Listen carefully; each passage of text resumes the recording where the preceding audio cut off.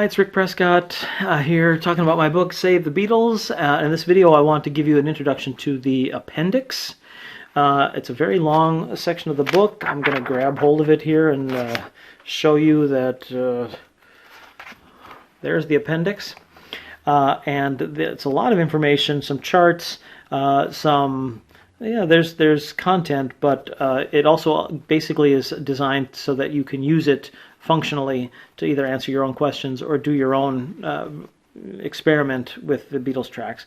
I want to walk through the sections of the appendix so you know what's here. The first is the creative calendar, and in the creative calendar I show basically throughout the career of the Beatles and their solo careers who was recording when and who was releasing when.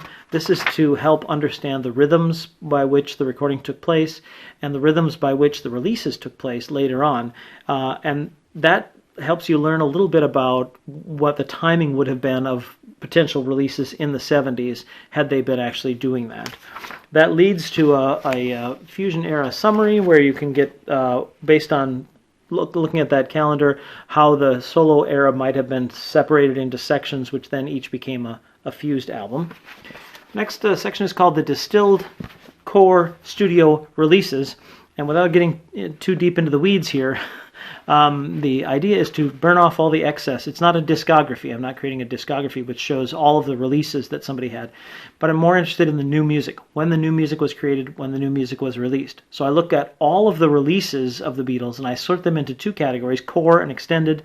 The core ones are really what made the Beatles, and that's all of their classic albums. The extended are sort of things like the Tony Sheridan, the fan club albums, the later stuff, the BBC or the live things. So there's always a separation between the core and the extended.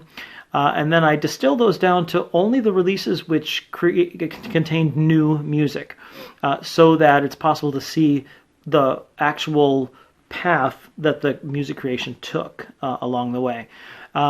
And from there you have basically just the information you need and nothing extra. And they're studio releases because I'm really only interested in this case in the studio recordings, not any live recordings. The next section is, and that actually yields charts like this, which kind of show you where stuff was recorded, where and when things were recorded, who produced, and how many tracks we're talking about. It comes to a total of 215 tracks for the Beatles, and I know there are a lot of different ways of covering that, a lot of different ways of counting that, but that's my method.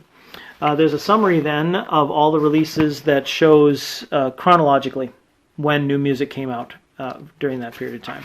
That's for reference. Next is a big catalog of solo recordings, and the catalog includes everything that was officially released, whether it was released under the name of the artist, or if it was released under the Country Hams or the Elastic Oz Band, as an example. Those are mentioned, but they are obviously, and they're obviously worth listening to. But I tried to pull together stuff that was released by the actual solo Beatles under their name and stuff that was released under pseudonyms. So that's in there. So those pages contain information about each track, including a thumbnail review, one line that gives sort of a sense of the track. And then that leads to a summary which gives you chronologically all of the tracks that they released, that they recorded, and when they were recorded, not released.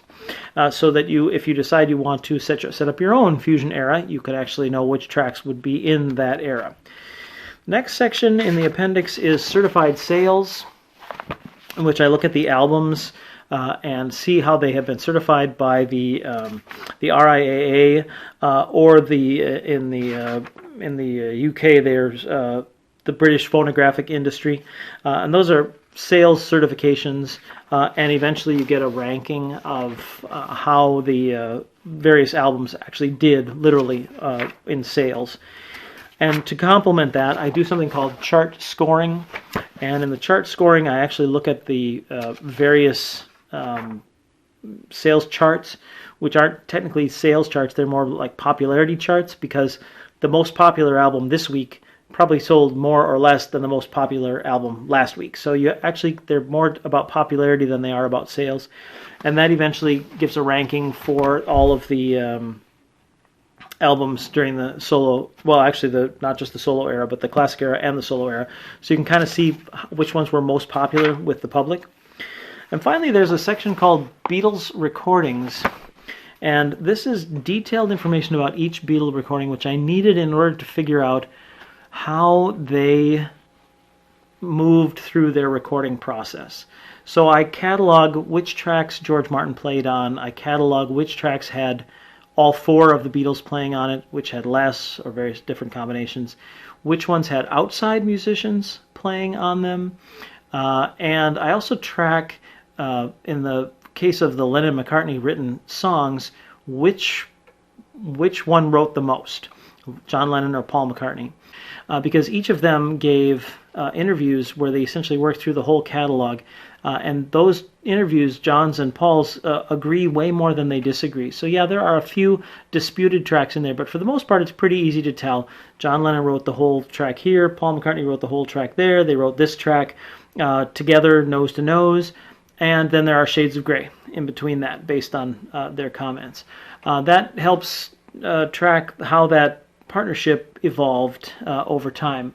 And that's a fascinating story in and of itself, although it really only takes up a couple of pages in this book. So then the final section is the just a summary of the rescued albums, just kind of what the finished product of this experiment was. A bibliography, so you can see the sources that I used along the way, and an index to find tracks or albums, things like that, where they are discussed within this book. So I hope that gives you a good idea of how that appendix works and how it can work for you if you want to participate and do your own thought experiment on how the solo tracks might have become fused meta Beatles albums. So that's it for this time. The book is Save the Beatles. I'm Rick Prescott. Visit SaveTheBeatles.com and you'll find this book anywhere you can find books. Thanks for watching.